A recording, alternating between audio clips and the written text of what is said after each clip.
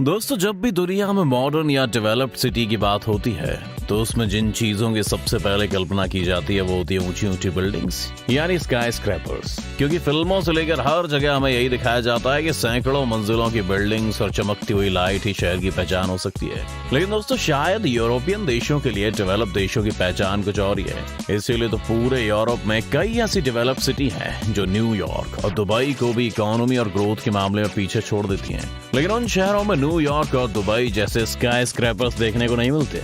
और तो और यूरोप में ये बिल्डिंग इतनी कम है कि अगर इसे पूरे महाद्वीप की सारे ऊंची बिल्डिंग्स की गिनती की जाए तो वो न्यूयॉर्क शहर से भी कम है।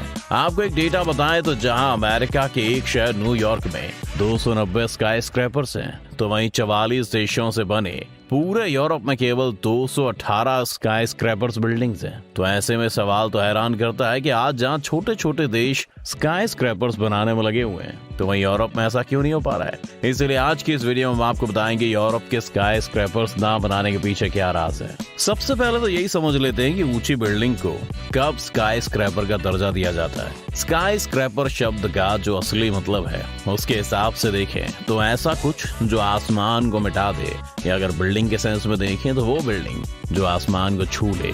एक स्काई स्क्रैपर सिर्फ एक ऊंची बिल्डिंग नहीं होती, बल्कि ऐसी किसी ऊंची बिल्डिंग की लंबाई कम से कम 150 मीटर होनी चाहिए अगर उसे स्काई स्क्रैपर का दर्जा दिलाना है। यहाँ ध्यान देने वाली बात यह है कि सिर्फ यही स्काई स्क्रैपर होने का इकलौता पैमाना नहीं है। ऐसे तो आईफिल टावर की ऊंचाई भी 324 मीटर है, पर हम उसे स्काई स्क्रैपर नहीं कह सकते, क्योंकि स्काई स्क्रैपर होने की दूसरी शर्त यह है कि उसमें 50% से ज्यादा हिस्सा लोगों के रहने लायक होना चाहिए, चाहे फिर वो कोई ऑफिस हो, बिल्डिंग हो या फिर रेजिडेंशियल हो। इसलिए आईफिल टावर को एक स्काई स्क्रैपर नहीं बोला जा सकता। चलिए आपको ये भी बता दें कि स्काई स्क्रैपर्स एक अमेरिकी कॉन्सेप्ट है जिसे धीरे धीरे फिर एशिया और दुनिया भर के बाकी देशों ने अपनाना शुरू किया था।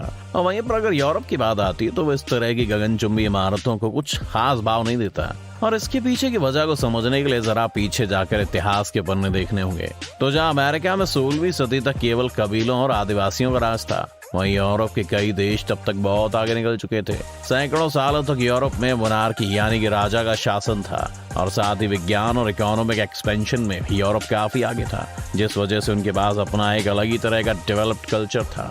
फिर धीरे धीरे यूरोप के देशों ने अफ्रीका, भारत और बाकी एशियाई देशों में अपना विस्तार शुरू किया, जिसने यूरोप के खजाने भर दिए और यूरोप का कल्चर और डेवलप्ड होता चला गया। जिसे अगर ऐसे देखें तो एक समय पर आज की दुनिया का सुपर पावर माने जाने वाला अमेरिका भी इसी यूरोप का ही गुलाम था। फिर आई 20वीं सदी, जिसके आने पर पहला और दूसरा वर्ल्ड वॉर दुनिया ने लगभग 35 सालों से कम टाइम पीरियड में देख लिया, और इसमें हिस्सा लेने वाले ज्यादातर देश भी यूरोप से ही थे। इसी वजह से यहाँ पर कई देश बहुत बड़े स्तर पर बर्बाद हो गए। एग्जाम्पल के लिए आप जर्मनी, इटली, फ्रांस या इंग्लैंड का ही नाम ले सकते हैं। ऐसे में दुनिया भर से भी यूरोप की साख कम होती चली गई और पूरी दुनिया में अलग अलग देश अब इनकी गुलामी से आजाद होते चले जा रहे थे और यूरोप का सूरज डूबता हुआ नजर आ रहा था। ऐसे में यूरोपियन देशों ने अपने शहरों के रिकंस्ट्रक्शन और अपनी कल्चरल हेरिटेज को रिवाइव करने की दिशा में प्रयास करने की शुरुआत की। तो ऐसे में साख बचाने की लड़ाई ऐसी थी कि उन्होंने नए तरीके से डेवलपमेंट करने के लिए खुद को वही यूरोप बनाने की कोशिश की जो वो वर्ल्ड वॉर से पहले था। इसीलिए इस प्लान में कई पुरानी हिस्टोरिक बिल्डिंग्स को फिर से अपने ओल्ड फॉर्म्स में खड़ा किया गया। साथ ही पूरी तरह से बर्बाद हो चुकी इमारतों की जगह भी उस वक्त में पहले जैसी पुरानी इमारतें बनाई गई। अब आप ऐसे भी समझ सकते हैं कि अपनी डेवलप्ड हिस्ट्री के कारण यूरोप पहले से इतना आगे था कि वहां पर नए डिजाइन के स्काई स्क्रैपर्स बनाने की जगह ही नहीं थी, जो कि बाकी के देशों में अभी है और अमेरिका में बाद में हुआ था। तो ये तो थी हिस्टोरिक वजह, लेकिन हिस्ट्री से बाहर आते हैं और दूसरे कारण की बात करते हैं। तो दोस्तों, युद्ध के इतने सालों बाद भी यूरोप में स्काई स्क्रैपर्स बिल्डिंग ना बनने का दूसरा कारण है यहाँ के लोगों का अपने रिच कल्चर के लिए लगाव। अब आप खुद ही देखिए, जहाँ अमेरिका जैसा देश की खुद की कोई कल्चरल हिस्ट्री नहीं है, वहीं यूरोप अपनी महान कही जाने वाली संस्कृति के बोझ के नीचे दबा हुआ है। वैसे यहाँ स्ट्रैटेजी और इकोनॉमिक पर्सपेक्टिव भी एक मेजर रोल प्ले करता है। जैसे कि अमेरिका और बाकी देशों में स्काई स्क्रैपर्स की सफलता का राज है उनका कैपिटलिस्ट यानी पैसा लगाओ माल कमाओ वाला रवैया, जो पैसों और विकास को प्रायोरिटी देता है। इसलिए वहाँ ज्यादा ऑफिस स्पेस चाहिए, और ऑफिस ज्यादा होने की वजह से वहाँ काम करने आए कर्मचारियों को रहने के लिए घर भी चाहिए होता है। अब ऐसे में जमीन पर फैलने की जगह ऊपर आसमान में फैलना अमेरिका को ज्यादा सही लगा, क्योंकि एक दिन जमीन कम पड़ जाएगी और आसमान नहीं। पर यूरोप इस मामले में दुनिया से अलग है। यहाँ कुछ ऐसी बिल्डिंग्स हैं जो हजारों साल पहले बनी थी और जिनकी दीवारें आज भी चीख चीख कर लोगों को उस वक्त की याद दिलाती है।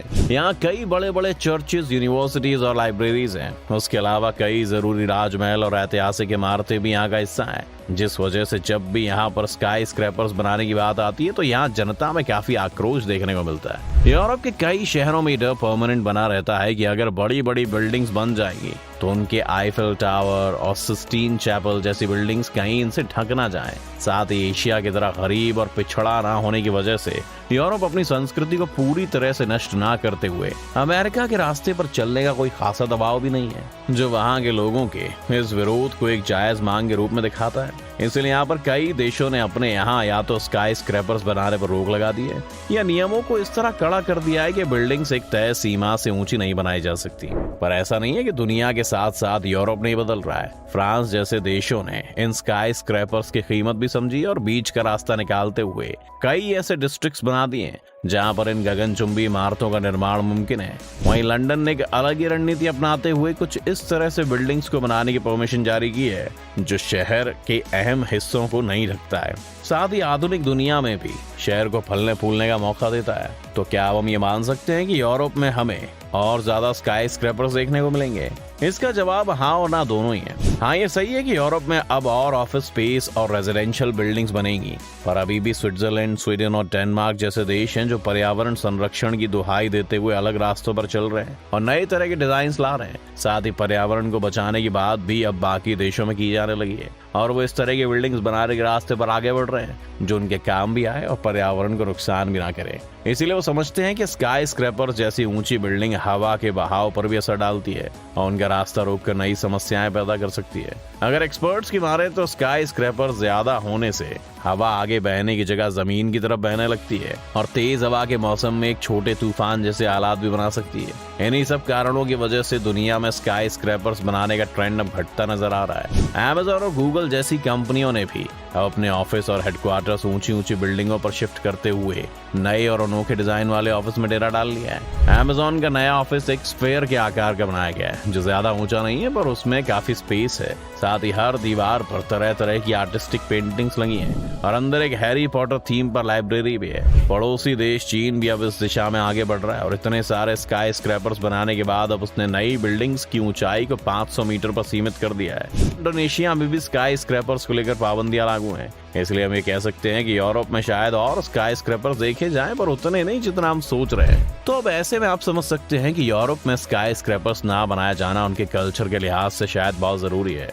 और अब अगर वो पूरी तरह से खुद को बदल कर अमेरिका बनने की कोशिश में लग जाता है तो कहीं ना कहीं अपना अस्तित्व खो देगा। वैसे आपको क्या लगता है, क्या भारत को भी अमेरिका के आइडिया को सही मान लेना चाहिए या भारत को भी अपने कल्चर के हिसाब से ही डेवलप करना चाहिए? हमें कमेंट करके जरूर बताएं। साथ ही इस वीडियो को लाइक और शेयर करना ना भूलें और चैनल को सब्सक्राइब भी कर लें।